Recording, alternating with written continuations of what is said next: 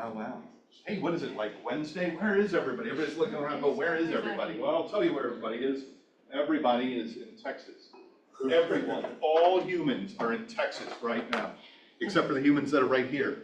But where are they really? Mega Camp is finishing up, so there are a lot of people there. It is also the middle of summer, so people find crazy, adventurous, exciting things to do, which is great. It's what this life affords us all, which is what we're all here for, have a big, robust life. So welcome, and we're gonna go on with the show. We're gonna pretend that Jamie is here. In no way. We are not gonna pretend that at all, because he is not here. That means it's my show, and what that means for all of you is that there will be no Olivia jokes at all. For the whole meeting, I doubt we are it. not gonna make a single joke about Olivia. We're gonna make them all about Jamie instead. Right? I'm kidding, there won't be any jokes about him either, but they could be. But with that in mind, let's get rolling and talk about what we're here to talk about today on August 13th, 2025. We will start out with our Y4C2Ts. That is our belief system. I promise you, if you are having a challenge in your life or business, if you examine these items, you will have or find an answer. First thing being win-win or no deal. Integrity, do the right thing. Customers always come first. Commitment in all things that we do. Communication, seek first to understand. Creativity is super important, but you have to have ideas before you have results. Teamwork, together, everyone achieves more. Good thing that's not teamwork, because everyone achieves some would be bad. Trust starts with honesty. Equity is about opportunities for all, and success, we believe that results come through people. So, super important that we talk about the Y4C2Ts, and it's a fantastic belief system. It will solve most issues in life. But I would like to talk a little bit about Nicole, who is doing a great job exemplifying that. HHG, if you guys don't know, is having one of their best years ever, and Nicole is their lead transaction coordinator. The glue that holds everything together. HHG is a consistent fixture at the top of the regional charts, and Nicole is a foundational reason why. Her ability to juggle countless moving parts, meet tight deadlines, and keep every deal on track is nothing short of legendary. But Nicole doesn't just handle the chaos, she brings the calm. Her teammates describe her as a steady force behind the scenes, always 3 steps ahead and ready to step in with a solution. She brings peace of mind to both clients and agents, making sure everyone gets across the finish line smoothly and with confidence. Even with all of that, she still finds time to go camping, enjoy the warm weather, and never turns down a good time. I'm sure stuff that never turns down a good time. But the reason we believe in Play of the Week is because it's a great way to support what you do and the things that you do beyond real estate to your clients without having to brag about it yourself, because that seems weird. But if you know somebody who's doing a great job, great things in the business or without, Jamie would love to hear about it so he could have the Play of the Week for next week or the week after that, or whenever is appropriate based on who you know and what they're doing. So thanks and great job, Nicole. I don't know if you guys noticed, maybe you tried to get up the elevator today and it didn't work for you, because that's apparently under construction too. Everything is under construction, everything. So these pillars behind you that keep changing, well, they're cool, they're neat, they're coming in. If you haven't been here before, or recently in the last meeting, I talked a little bit about it, but I'd love for you to stop by my office and see the remodel in there.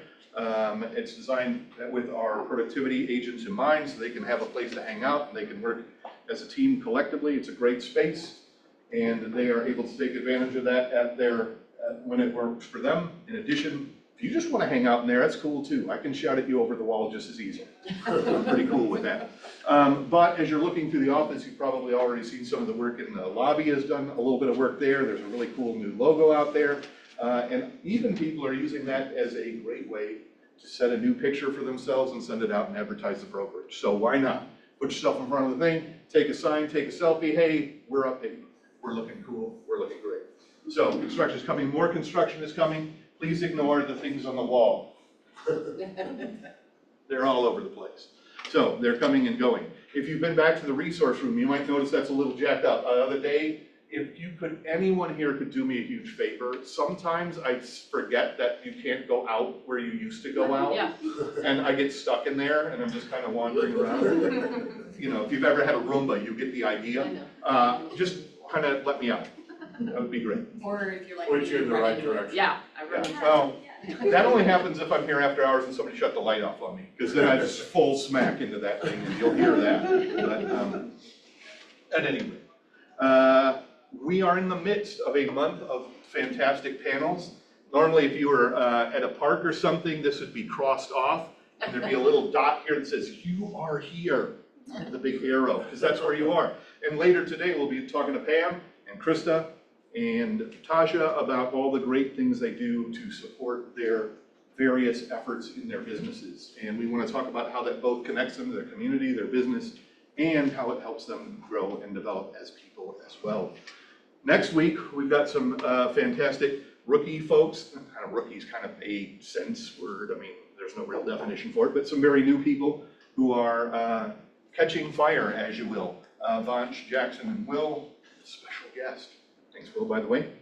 And Mega Agent Camp, the week after that, we'll be having some great folks who are at Mega Agent Camp now. We've maybe talked about that. That's going on in San Antonio right now as we speak. And if you're super excited about Mega Agent Camp or what you're missing, today at 1:30, the Cultural Summit will be playing right here on this big screen. We'll talk about that later, but they'll be here at the end of the month to talk about what they've learned in some ahas from that. Super exciting stuff. It's very exciting, people! Woo! Karina Thank you, Tasha. wants to talk a little bit about family reunion. She's super excited to say words about family reunion. Go. Family reunion. I know, it is only August, and family reunion isn't until February. That's 6 months from now. Yes, but this is. And It's very important to be able to save a bunch of money. They have early bird pricing going on, which is $8.99 right now. However, if you use this special discount code, all in 2026, you get $100 off, meaning it's only $7.99 for you. So that's a big deal, it's a big savings. The prices only go up as things get closer to family reunions, so saving yourself $100 now, plus another $200–300 once it gets out of early bird pricing, that essentially pays for your hotel, so excellent. Scan the QR code, that'll bring you right to the events page to modify your, or to newly register. There is a spot in there to enter in discount code, and that's the all in 2026. when is that happening? When what? When is the family reunion going on? Family reunion is 21st through 24th of February. And where's it at? It's in Atlanta. ATL. Will that be warmer than here in February? God, I hope so. Yeah, you gotta think it will be. Do we have the hotel yet already? Do what? Do they already know the hotel? They have links to the hotels. Once you register, you'll get a confirmation, and then it'll have a link within that email to sign up, get your hotels. We don't know in terms of the leadership where we're gonna be staying yet. We haven't decided that. We just got the notification that there's a discount code out there, so we're like, everybody get the discount code. Sign up. Fabulous. Save money at Menards.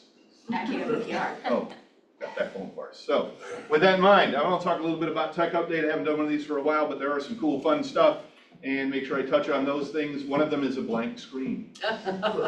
That's a real tech update for you. When this happens to you, my first bit of advice is to try turning it off and on again. And what usually happens is this.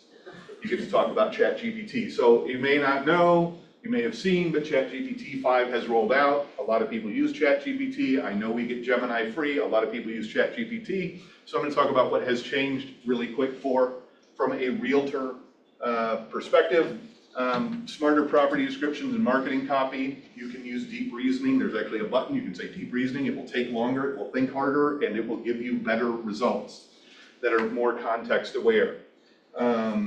And that's pretty cool. Additionally, and this is, you go into that, dig it, if you put 3 or 4 properties in there and ask it to create a CMA for you, I promise it will do it, which might make your life really nice, super exciting. It does now, will do pictures and things like that for you. It takes it a little while, it thinks for a while, that's okay. Set it, forget it, walk away, it'll do it faster than you would have, I promise. Walk away, but it does some great things. And as well, you can use it to help you create scripts for the videos you want to do. So That can be super helpful. If you're going to do an open house, you can literally say, create a tour script for me for this house. And we'll tell you where to go, how long to spend on each thing, tell how long you want the video to last, and you'll have a pretty good idea. It stays contextual through complex conversations. What? That's already, that was complex all by itself. But what that means is it will stay, it has a longer memory for the conversation you have. So as you continue to talk to it, it will remember the stuff earlier and be less likely to forget things that it said. So as an example, I often use ChatGPT to draft responses to people who have applied to jobs with us. And the old version used to love to forget that career night was on Thursdays. It suddenly changed to Wednesday or Tuesday.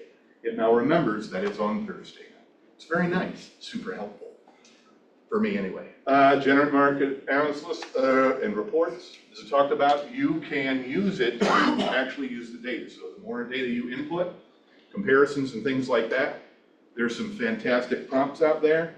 The next time I have a class on AI, if you want to be, that will be one of the things we will 100% be talking about, not just an overview, but we'll definitely be digging into using that as part of your process.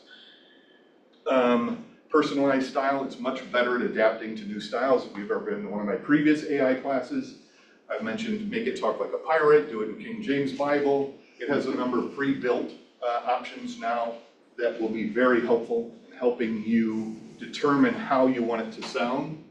And you have options to make it think forward or think fast. Sometimes fast is better, sometimes thinking smarter is better. So a lot of updates with ChatGPT 5. Cool? Cool. I love it. Other things that have been improved, added on to. A good friend of mine the other day came and approached me with this, and that reminded me that I probably hadn't really covered it as well as I would have liked.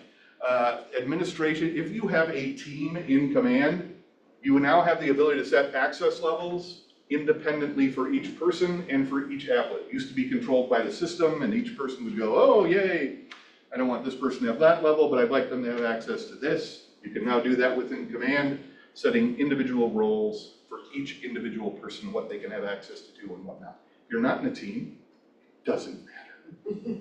You'll never see it, you don't need to use it. You can literally file that in the bunko drawer. The websites have also been updated. If you go to the websites, which is the bottom thing on the left corner of your of the command main page, it now makes it way easier to change your settings, update any of your information and things like that about your website. You can literally manage it, manage the settings right from the main page. And this is the main page when you log in. So it is much faster than it ever used to be and allows you to change things very, very quickly. So a lot of updates. If you have questions about them, of course, anything to tech, make an appointment. Happy to cover it with you. Even sometime. We often can handle most of these things after the meeting if you have questions. So with that in mind, we don't have Toddy and we don't have any walk-up music. We're not doing walk-up music. Sing a song for Grace. Grace is singing. It's very fun. That was good. I like it. Thanks.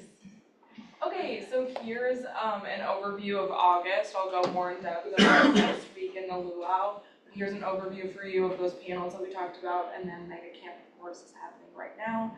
And we do have the Cultural Summit in here at 1 o'clock today. Okay, so next week on Wednesday, we have the Exactly What to Say workshop in here at 12:30. And then following that, we have MCA orientation with Karina at 2 p.m. So if you haven't gone to that, you should. It's great. That's all the things you need to know that you didn't know you needed to know. Exactly. You know? No, I don't. You will. Yeah, you will. You need to know. You will. At 2 p.m. You'll know on August 20th. Okay, and then next Thursday, Scotty will be in here talking about the ABCs of Agent Financials. She taught this class in March and it was a great turnout, so we're really excited to have her in here again teaching that class. This is part of our showcase series every month that we do on the third Thursday. So yeah, thanks Scotty, we're excited. I also want to point out the number of people who said, I wish I would have known about this class. I would have wanted to be there. I am now holding all of you accountable to not saying that. But great class, very valuable and super useful. Okay, the luau is sponsored by Against Ryan, so we're very excited that they are helping us do all the decor. We're having it at Lakefront Park Pavilion. Me and Toddy this is like one of our favorite events to plan of the year, so we're really excited. We're gonna have like cornhole, bocce ball, a bunch of stuff for adults and kids. We do need everyone to sign up if you're planning on going by this Friday, because we need to order the food and send people emails if they want awards, so please vote on those awards as well. Yeah, we're gonna have drinks, food, the award ceremony. It's just gonna be super fun. Bring your families. People are bringing their families of 6, 4, go by yourself, whatever. We're just excited. And yeah, we hope we can continue to do this every year, so show out. So it's sponsored by a cooling company, so you know it's going to be cool? Yep, exactly. There you go. Oh, Is this the pavilion jokes are that's still here. enclosed with the little Yes. kitchen, or is it the one up top? No, it's the one enclosed with the kitchen and then Okay. the gazebo on the side. We have all that Cause area. there's two kind of right by each other. Yep, just drive far past the park and boom. Bingo. Yep. Bing bop boom boom boom bop bam. Another exciting event, the Parade of Homes Luxury Bus Tour. This was so much fun when we did it in the spring.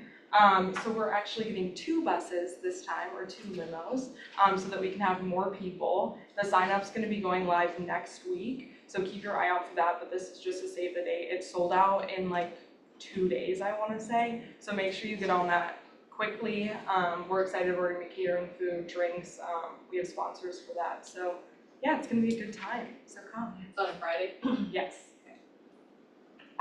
How do I sign up again? It will be a link in the Friday email and on Facebook next week. Next week. So I can't sign up today? Nope. But I want to. Next week. Put it on your calendar. I got it. It'll be in the Friday email, you only have to wait 2 days.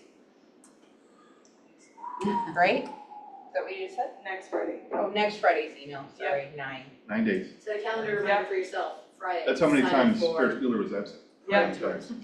We'll tag everyone in the Facebook group so you can see it. That's all. Thanks, Grace. Thank you. Hey, buddy, Christina. That's me. No, Christina couldn't make it today, she had a last minute engagement, so she is our sponsor for lunch today. But she did want us to give her a little shout out about things that they have. They have a lot of great homes that are out there, some quick move-ins, and they even have some additional incentives for those. I believe if my email is remembering correctly, my brain is remembering the email correctly, there's a $500 bonus on some of the quick move-in homes available, so. That would pay for almost all of my family reunion, right? That would pay for almost all of your family reunion or all of your family reunion hotel, possibly even, or your flight. I don't think you know where I stay. I barely know what I say, I don't know what you say. But, they do, they're a great company to work with, they have great homes, and they do pay out via broker commissions, and they do value relationships with agents. I know they said in the past where, they're honoring your relationships with your clients, they're not gonna completely cut you out of things. You can pre-register them, they're coming to do open houses or look at some of the model homes. They have a ton of different ones, and this sheet here is also in the kitchen, right by the lunch, because they are sponsoring lunch today, which is Jimmy John's, there'll be sandwiches, pasta salad, potato salad, chips, your usual sandwichy fare. My wife and I toured at one of their developments, so if you're familiar with Apple Valley, where they had that small par 3 golf course. They have 1-level homes in there, and pretty nice floor plans. Well, a lot of them have main level master or Primary. whatever you want to call it. Can't use master anymore. Primary. Primary, yeah, okay. But anyway, Main level big room. that's one example of a product that they have out there. Yeah, they've got some great options out there, so reach out to if you have any questions or want to pre-register your clients for it. I love the idea of getting lunch without having to listen to But you can listen to me, so. Yeah. Wonderful stuff. Hey, we're gonna jump right in. A lot of times we end up cutting our panel short. So we're gonna start out with that panel. We're gonna have some great folks come up. We're gonna talk stuff. So with no further ado, let's have Pam, Tasha, and Krista come on up.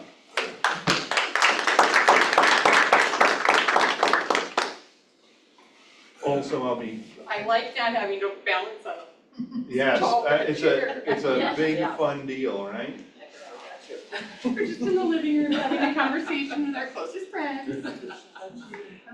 Yeah, where's my teeth? Be great. All right, well, welcome. Right, that's 3 of you, 3 welcomes.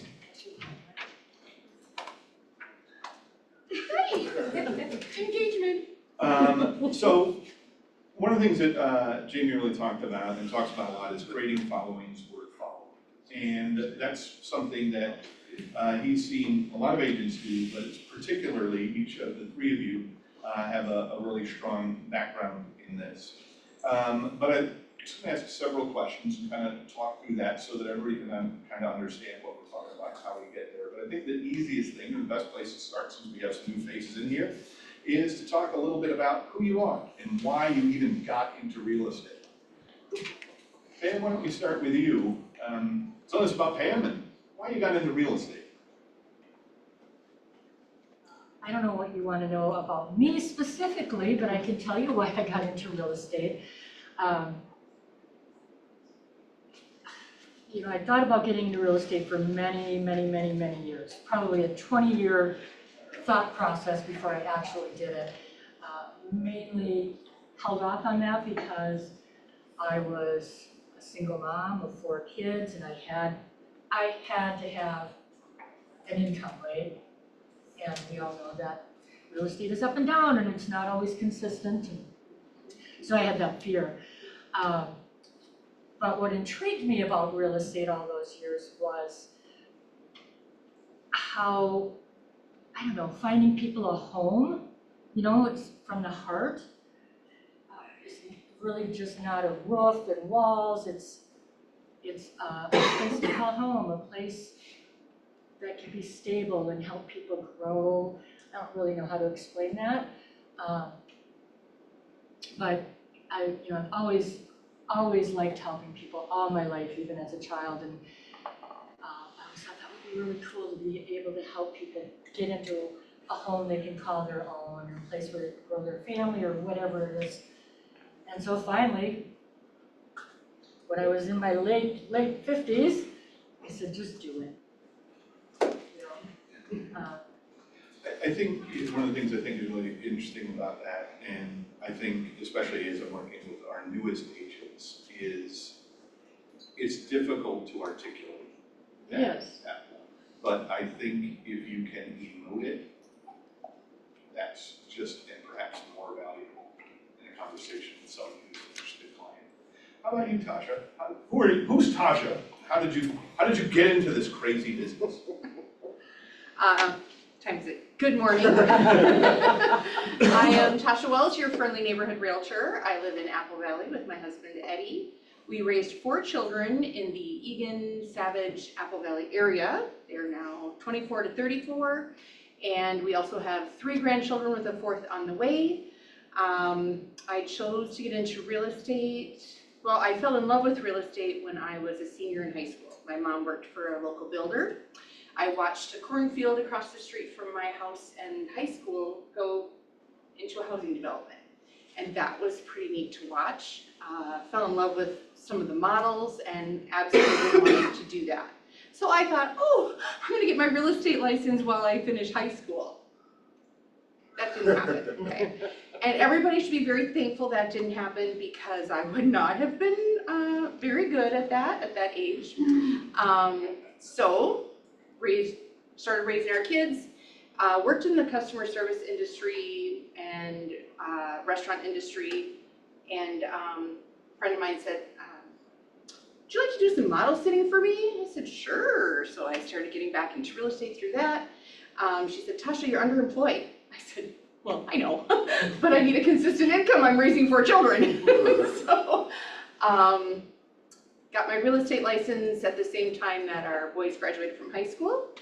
And just the first couple of years, I took it a little slower, sort of getting my feet wet. I was very involved in some volunteer things, and then at about year 3 or 4, things just took off, and I don't know, did I answer the question completely? So you got into it for a love of the business and what you've seen? in the I business?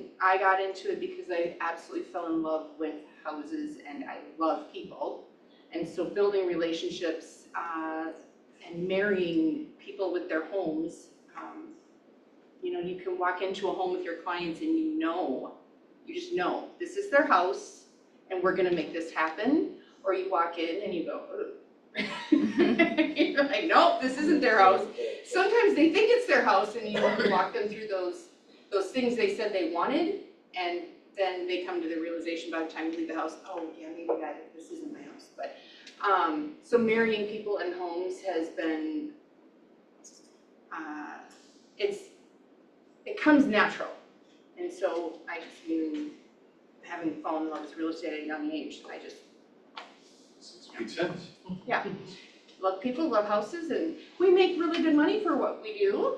And it takes a lot of, I kind of took all of the things that I learned over the years and just sort of took it and put it out into the world. Sharing it.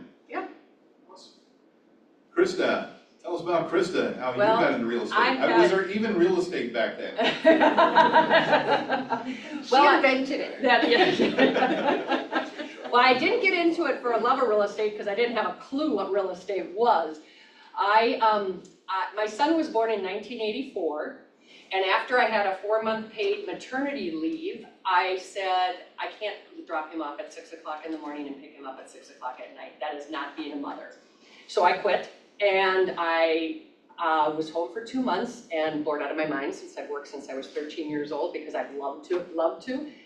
So I ended up looking for things, and Edina Realty had an ad in the newspaper that said, make $30,000 part-time. Lie. But that's what attracted me, because that was what used to pay me. And so I said, you know what, I'm gonna go talk to him. So I went, and he told me, well, the first thing you do is take course 1, then you take the test, then you gotta take the, so I took course 1, took the test, took course 2 and 3, and within a month I had a real estate license, and then I said, now what? I said, I have no clue what it is. So then I went around and interviewed all the real estate companies in the area. And I always tell people, the value of a thank you note is, I had one broker who wrote me a thank you note after my interview, and that's how I made my decision to go to Thorpe Brothers at the time, which was a 100-year-old company, 3rd generation. Sam Thorpe decided that he didn't want to be in residential anymore. He just wanted commercial, so he sold the residential portion of his company to Edina Realty. At that time, I made a switch to Century 21, and I was with them for a number of years, 6-7 years. I managed our Century 21 office for 3 years, and before I was 30, and then I ended up, I decided I had to make a decision one way or the other. I had to do managing full-time, and I decided I wanted to go back into sales because I lost that flexibility of why I got into real estate, because I had little kids at home. And in fact, my son, I had a 4-month maternity leave. My daughter, I had 1 week, and she was at the sales meetings with me every week. So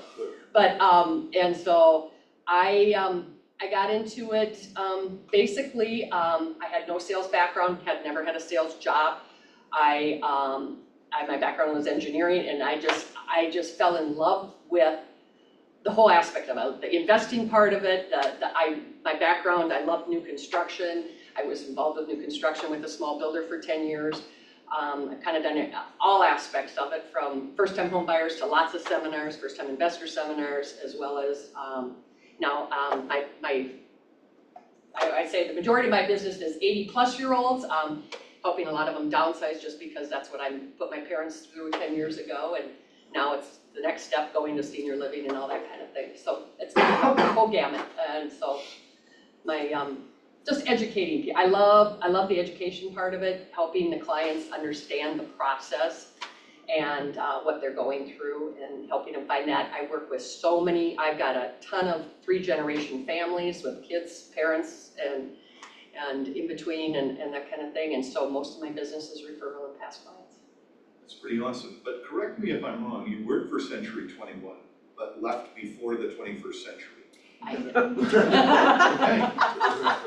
Got it. I'm on it. All right. Pam, the whole point of the panel today is to talk about community engagement. And I put that up on the board, and it sounds like amazing words. Community was up there, it's on now. Now it's just you and a really nice plant. But what does that mean to you when I say community engagement? How do you engage with the community? What does that sound like? What does that look like? How do you do that? For me, community engagement is just getting involved with my community, helping it to be a better place, a stronger place. As far as the physical community that I live in. But community really can be not only where you live, but it can be your community of friends. It can be your family community, right? Church if you have a church community. So there's lots of different communities. And I get involved with my community or communities as much as I can. I've always been a giver. I've always been a giver of my time where I could. I've never really been in a position to give financially. I mean, sometimes I do if somebody needs it and I'm able to, but it's been more about giving my time. Even when I was younger, like I told you guys before, I was a single mom of 4 kids. Some of you maybe have experienced that, being a single parent. And of course, you have those holidays, right, where your kids are always with the other parent. And so rather than sit at home on Thanksgiving Day and pout and play myself a little pity party because my kids aren't with me and I have nowhere to go, I would choose to find an organization that I could help. And one thing I did a lot of 25, 30, 35 years ago was like on Thanksgiving, I would go pick up elderly people that could no longer drive and take them to a community dinner and sit at the table with them and just have conversations with old folks so that they could get out and socialize, and then when we're done, bring them back home. So I've always given of myself in some ways. Volunteering time with the local community theater. It's a fun event, but it's nonprofit. Sometimes ushering, sometimes bartending, which is a lot of fun.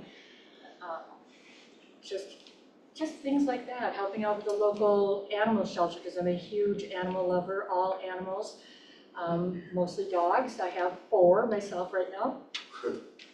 So when they'd have fundraiser breakfasts and auctions, I would go and serve food and just do things like that just to help that organization, because it was something I felt was close to my heart. So it just here and there. And then 4 years ago, next week it'll be 4 years ago, I received a phone call, which was, and I'm not telling you guys this because I don't want any pity, oh, so sorry, stuff like that, but I think it's important for you to know this and why I'm doing what I'm doing now. But on August 20th of 2021, I received a phone call from my doctor who informed me that I had cancer. And not only did I have cancer, I had 2 forms of cancer. And not only did I have 2 forms of cancer, they were both incurable, and neither one will ever allow me to go into a remission status. And that hit hard. That hit pretty hard because, I have to take chemotherapy every single day now. It's totally changed my life, and it totally changed how I look at things. what happened out of that was my community came together for me. The community that I lived in Faribault, came together. They held a big benefit for me because I was uninsured. And let me tell you, when you have no insurance and you get a cancer diagnosis, within 3 months I had medical bills well over $100,000 that I did not have money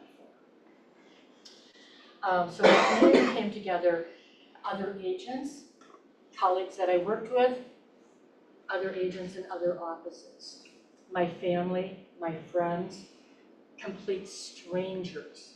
I was getting cards in the mail just saying, hey, we've heard, if there's anything we can do, call. People I didn't even know were showing up for me. And it blew me away. So when I got through that little financial crisis there, I had to sit back and go, what can you do? Pam, what can you do? And that's just to pay it forward, to give of myself and give of my time, because time, that's personal. When you show up with your time, that says, I'm here for you. Let me help. Do I still write checks now and again? Yeah, I do, because sometimes that's what's needed. But when you show up and give of your time and give of yourself, man, that just means a lot. So sorry I went off on a little tangent there, but I think it's a very relevant tangent. Thank you for what you do. It makes impact. I was at a community event this morning. That's why I have my chamber tag on. If I take it off before I get home, I will lose it. But it didn't. 7:30 this morning, I was at a little event for Habitat for Humanity. We are building, not we, but we as a community are building 6 homes in Faribault for families in need, and it's just a really, really cool thing to see. So, yeah. All right, Okay, Tasha, I'm done. try and follow that one up. Yeah. But what does community engagement look like to you? Okay, so I started volunteering in our oldest son's preschool class. So that is where my community engagement started. I felt like it was very important. I didn't have parents that volunteered, and I remembered seeing other parents come in and volunteer and help out, and I thought, well, that's what involved parents do. So that's what I'm gonna do. So I started volunteering in preschool, and I never stopped. I still volunteer for my grandkids. So for me, community engagement, community involvement started then. And then as my kids got older, well, when my youngest was going into 6th grade, she said, I'm sorry, I have to back up. Then I got involved in my church. And I found that when you volunteer in your church, it makes you committed to going to things, because sometimes your calendar can look optional. And if you're involved in it, you help plan it, you help do whatever, you're gonna be there to volunteer that day.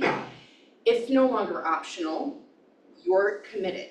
And so it helped me grow in my faith, it helped me grow in relationships, it helped me grow in a lot of ways that maybe I didn't realize at the time, but looking back, I was like, oh, that makes sense. And then my youngest started 6th grade, and she was like, you can't volunteer anymore. Say, what? What'd you say? Like, foreign language, what'd you say? I wouldn't know what to do with myself if I can't volunteer in the schools. Like, okay. Well, I can't coach a sport because, I never played one long enough to be able to be the expert at it. And Sophie didn't want me, so coincidentally, I ran into the business manager for the Apple Valley Chamber of Commerce. And she happened to be my neighbor, and we got into a conversation, and I said, well, why would I want to join the chamber? And she said, oh, Tasha, because you get to meet a lot of people. I was like, oh, a way to meet people. I'm a realtor and I need to meet people. So I dove into that. What you'll find when you get involved in something like the chamber, which I bet you can testify to this, and I'm sure you can too, You can't just go to the coffee connection or the after hour and assume you're going to walk away with a stack of people who want to work with you.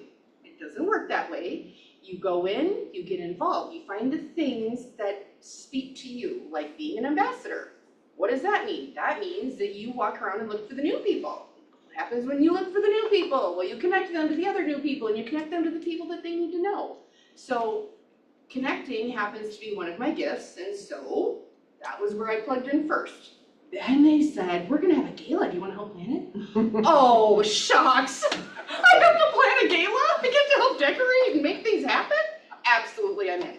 So that's where, outside of volunteering in schools and volunteering at church, that's where my community engagement took off. My husband and I grew up in Apple Valley, so I quickly felt a sense of obligation to give back to the community that I grew up in. Did I love Apple Valley when I was growing up? No. My mom was a single mom, no child support, so I was one of those very unwealthy children in a very wealthy community. So I kind of had a bad taste for my community growing up, but when I came back in a different mindset and I looked around, I thought, that kind of made me who I am today. So I need to give back to this community. And I dove into the chamber, I dove into Rotary, and I discovered all of the ways that I could give back in Apple Valley. And I joined the Fire and Ice Committee. The Fire and Ice Committee puts on it's part of 360 Communities. It's the big gala that they do every year. It's their largest fundraiser. My mom and my husband's mom both needed 360 Communities when we were growing up. They do Armful of Love. They have domestic abuse advocacy. If you don't know what 360 is, please look it up because they're amazing.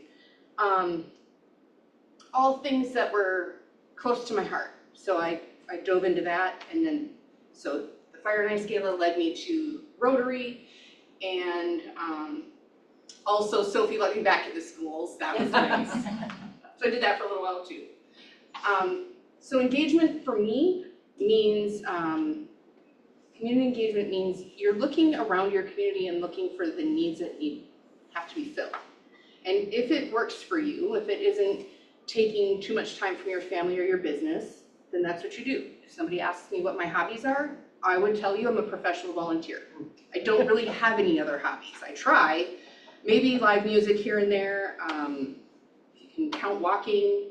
Reading is usually business related, so I wouldn't say at the moment I have any hobbies other than pretty much volunteering. And clearly I don't hate it, right? So I think it's useful. And I want to leave a legacy of giving. I love to give. I will give you my time, I will give you my energy, I will give you my money.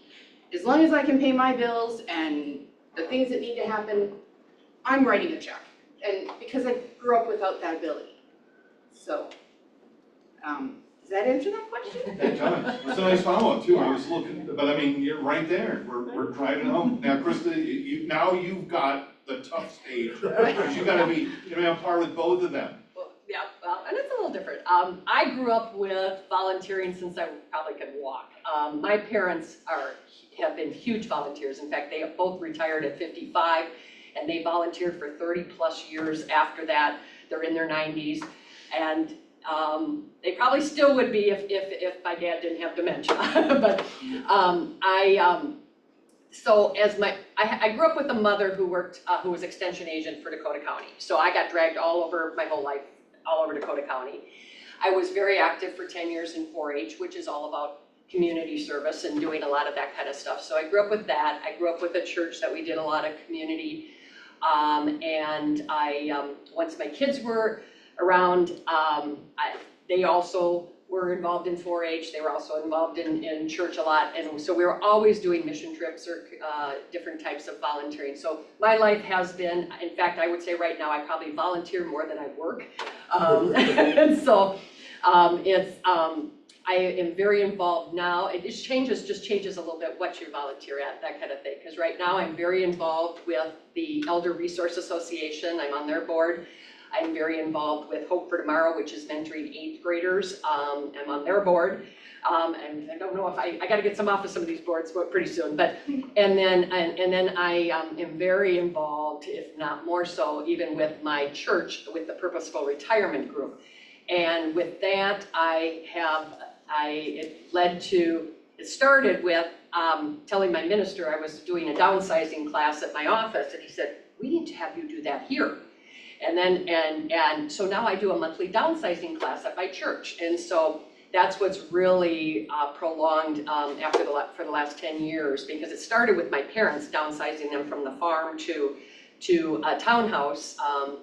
And so I learned all about all the stuff and what do you do with all this stuff. And so my resource manual has just gotten huge with helping with those kind of things with seniors and that kind of thing. So right now, 80% of my business is 80-plus-year-olds. And it's just kind of just evolved, and so I'm kind of, and whether I'm helping them, just helping to educate them, because I will say seniors are very time consuming in a lot of ways. Many of my clients are a 3-year process before they make the decision to actually make a move. So I'm at a little bit different stage in my career, so I have the time to devote to them. And the other ones, I love the first time homebuyers. That's why I say I work with a lot of generations. And what I've done, and I think, like I said, I love to learn, and so I love to help share what you learn. And so working with seniors, for me, it's not just the senior part, it's the financial part of should they have a trust? Should they have, are they okay with a will, or should they have a trust? And so I am real big on bringing in expert speakers for them, teaching them as they go through this process. I've got people that can clean out their houses, that can actually physically move them. And so that's just been kind of my whole process of, working that section of the business and kind of really honing in on a niche market, so. That's a fantastic segue, because I know that for most of you didn't get into the volunteer business, volunteer lifestyle to build your business. But I am curious if you have seen results in your business, and if you can think of a specific time or something like that, that volunteering has led to business opportunities for you and what that might look like. Starting with me? Why not? Okay. You're doing a great job. Keeping us on our toes, Pam. Yes, volunteering has come back to me in a positive way in my business. Earlier this year, I closed on a property with a couple that I had met at the Rice County Fair in 2023. I'm also on the board there and spend countless hours volunteering with them and getting the fair up and running. And I manage the indoor vendors as my main responsibility there. And so this couple had a booth there, and I visited with them, and we just chatted back and forth. When I do these events, I don't hand out business cards, I don't wear my business name tag. But then they called me last year and said, hey, we want to make a move, so got that done for them. They had to go. He has MS and it was a split level home, so really struggling with the steps. Most recently, I'm working with a younger couple right now. I had hired him 2-3 years ago to clean gutters at a house that I had listed for sale, and they were growing trees. So I had hired him to clean out those gutters. I had never met them. This was all done over Facebook. He and his wife, young couple, paid him via Venmo after they sent me pictures showing that they were all cleaned out, all of that. And then it was maybe even closer to 3 years ago. 2 years ago this month, I had seen that she had posted that they were traveling down to Oklahoma to pick up his sister's 3 children to take guardianship of them because DCFS had removed the children from the home for neglect, malnourishment, yada, yada, yada. And it was supposed to be a very short-term thing. It has now been, they just surpassed the 2-year mark that they've had these children with no support of any kind from any social service agencies from Oklahoma or Minnesota, other than I think they get EBT.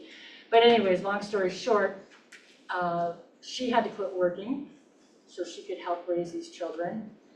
He has very limited income due to an injury that he had sustained. So they are now losing their home to foreclosure process. So they reached out to me, can you help? And so I'm doing everything I can to help them either get out before it goes into foreclosure fully and they destroy everything that they did work hard for, or hopefully find a way for them to be able to stay in that home. So whether that results in actual business for me, I don't know, but I'm gonna do whatever I can to help them, whether it is get out now or find a way to help them be able to stay.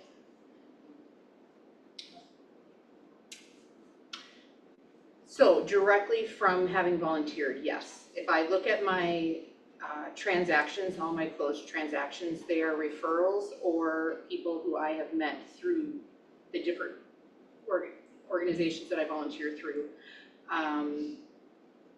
Last year, 2 years ago, I also took on planning our local Night to Unite 2 or 3 years ago. Wow.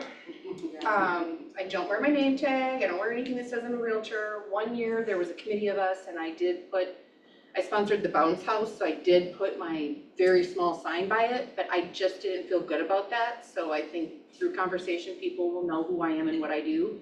I also have a bus bench very close to the neighborhood, so if they don't put 2 and 2 together, I don't know. But so point being there, 2 years ago, one of the ladies came up to me and I met her for 5 minutes, and 9 months later, I got a Facebook message from her that they were ready to buy and sell, and you know, she had met me at Night to Unite. I was like, I guess I'll keep doing it. Because some years I walk away and go, I'm so tired. I feel like I'm 95 years old. But anyways, very much the things that you do, people see what you do even if you don't have on your name tag. And people want to work with people that they know, like, and trust. And where do they find you? They find you doing the same things that they love to do. So. Yeah, I don't know if I can think of one specific thing other than the fact that, you know, if you're gonna volunteer and you're gonna do stuff like that, you need to do something you're very passionate about. Because people know when you're not. Right, exactly, and that kind of thing. I think, you know, I had a train of thought and I've already lost it, so, but where I was gonna go, but I think one of the things that I find for me is I don't do a lot of advertising, I don't do a lot of marketing, I hate my pictures, and I like I said, I don't take pictures very often and that kind of thing. I don't post, I mean, I'm lucky if I get on Facebook once a week. But what I do is I talk to people and I communicate with people and I build relationships with people. And even yesterday, when I had my downsizing class, a lady who came through one of my open houses a couple weeks ago, I had invited to her because she was looking at doing, you know, possibly doing some things. And so when I do have events, I like to advertise those events and I share those with people. And you know, as you're meeting people, whether it be at an open house or whether it be, I come from the days of heavily phone prospecting. I was in Mike Ferry for 15 years. I made 50 to 100 calls a day. And I got over that fear because I never picked up the phone before I went into Mike Ferry coaching. So but it was something you got over that fear. And for me, it wasn't trying to sell anybody on anything. It was having a conversation to meet people. And so once I got over that fear, I have no problem picking up the phone, and especially if I'm inviting them to something. If you're inviting them to an open house or I'm inviting them to an event.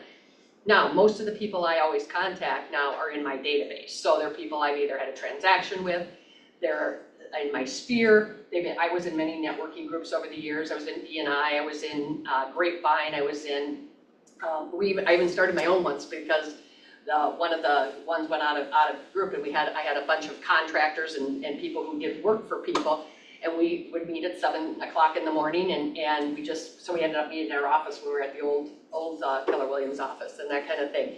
And so it's building those relationships and asking them, and I'm, people who know you and like you and trust you, all you have to do is say, hey, I need your help. Do you know anybody who might be interested in moving into this neighborhood? Do you know anybody who might, like to come to this event? I've done so many different types of seminars. I've done household budgeting. I've done different things on finances, credit repair seminars, all those kind of things. Everybody knows somebody who, I've had people ask me, Krista, are you holding it in? My daughter needs to go to one of those, and I haven't done it for years, and so I think it's just, I think every time you make that connection with somebody, it doesn't have to be to ask them. That just kind of comes up, they know what we do, and that kind of thing. If there's somebody you know and they're in your database, all you do have to do is just make that connection with them and stay in contact. Before we wrap up, do you have any questions that you guys would like to ask them about their business or how they got involved in this sort of endeavor? I have a question. I would like to hear it. Yes, so knowing that you're full-time realtors, how do you find your life balance with doing volunteering? Do you find it hard sometimes? Do you feel like you have to, I know we talk a lot about time blocking. Tell us a little bit more about that, because sometimes our jobs can be really demanding depending on our workload. So how do you fit it all in? There is no such thing as balance. Yeah, there's only counterbalance. It's only when your husband's screaming at you because you're never home that you balance it back, and so you cut out some things. I honestly don't. The thing is, that's why you do things that you're passionate about and you like. So I can remember, same thing when I was raising my kids. I was so involved with them that all of my friends from high school and people that, I can't do that right now, and then when my kids were all grown up, I'd call them and they were all involved with their kids. So we had to wait a few years. Now we can get together and do things. So you just kind of, stages of life change, and like I said, as long as I like what I'm doing, I just don't sleep. You are, you are Energizer Bunny. I don't know how you do it, but it's amazing. Yeah. I would agree with that. Just, and I've had times when I've had a commitment to an organization for my time, and a client just called and said, hey, there's this new house on, I'd like to see it Wednesday at 3 o'clock. And I will say, I am not available to show you at 3. I could probably do it at 5:30 or 6, because once I make a commitment, unless it's a life and death thing, I'm doing it. I did one time miss a life and death thing. I was at an event, and my phone rang, and it was my husband. And I always tell my husband, do not call me unless it's an emergency. We've been married for 20 plus years now. 25, 26, something like that. And every time I'd pick up the phone, it'd be, what do you want to have for supper? Something like that. So after a while, I just stopped answering his calls because he knows that I'm with somebody. That particular night, which was about 1.5 years ago, I didn't answer. And then it rang again, and I'm like, so I get out when I left the event, and I called him, and he's in the hospital. He just had a major heart attack. So I did miss that, because if I had answered, I would have left immediately, right? So now I answer every time he calls, and it's still, what do you want for supper? But, so that's how I work it. If I've made a commitment, I do it. It's, if you can just give a little bit of time, if you find something you're passionate about, even if it's 30 minutes a month that you can give to that organization or whatever it is, just do it, because it means so much and it can be life-changing for people. My answer to that would be put your very important things in your calendar first regarding your volunteer opportunities and your commitments. Like those are in your calendar, and then work your people around it, because that fills you up. And part of your commitment to, like my commitment to Rotary is every Wednesday morning from 7 to 8:30. Pretty rare that a person is going to want to see a house at that time, right? But maybe there is something that I have to be at 8 o'clock in the morning. So I'll either choose to miss that, but some of our commitments, like some of our volunteer stuff, chamber, Rotary, church, whatever you're volunteering in, some of it is our way of networking, right? So you are missing opportunities if you miss that event. So you have to balance, okay, we have a coffee connection this morning from 8 to 9:30. Am I gonna go to the chamber coffee connection or am I gonna go show that house? Maybe you're gonna have a balance of both, because not showing that house could mean a paycheck, right? That house might get missed, they might get upset with you, blah, blah, blah. So you have to balance it, you have to put your volunteer stuff in, and then you have the ability to weigh your pros and cons. But if you aren't putting your stuff in your calendar, and then someone calls, and then you're like, oh, I can't be at Julie's at once, you know? So I agree. I don't know if I'm going in a circle with that, You but do have to time block, you know, and I come from the days where you blocked out from, 8:30 in the morning till 11:30. And that was prospecting and nothing changed that. And so all of my appointments, I usually schedule my appointments in the afternoons or early evening. I don't even like evening appointments, because once I go home, I'm done. I'm not going back to work. So it's usually, at 5:30 or 6, or I'll just stay working until I go and that kind of thing. But I find that, yes, you have to time block, and it's the same thing with your things. I mean, I have a 7 o'clock book club every Thursday morning, we got Bible study on Wednesdays here. And so whatever you're involved in, I think those should go in first, because you're right, those are what energize you and give you the energy to be able to work some of the things that aren't so fun in real estate. Thank you. yeah. When I left my 30-year career in retail, I knew that I just wanted to be surrounded by other people who cared as much as I did. There's no way to quantify that, but when you're surrounded by people who care. You know that, you can feel that.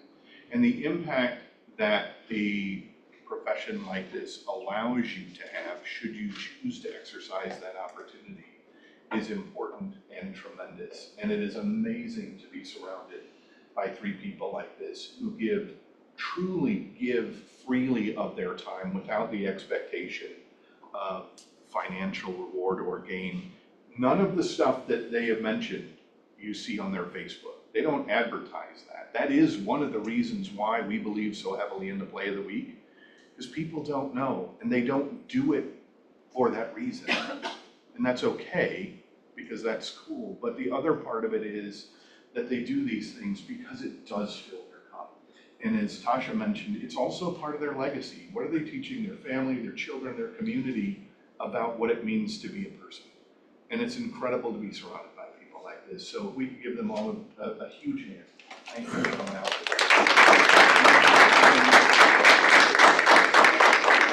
Something about the Facebook part though.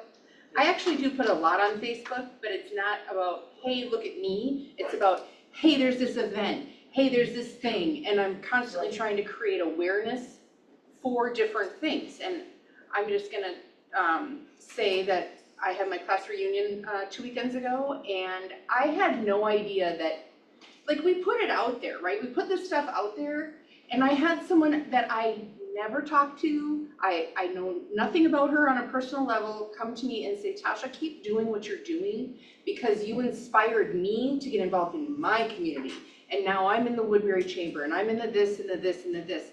So spread your light. Keep spreading your light. Put out the things that give you energy, because the rest of the world is watching, even if you don't think that they are.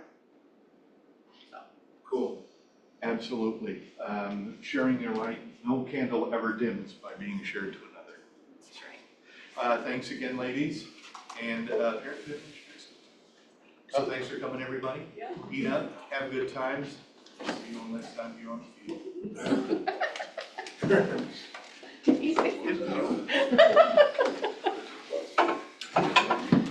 Oh, now I have to go.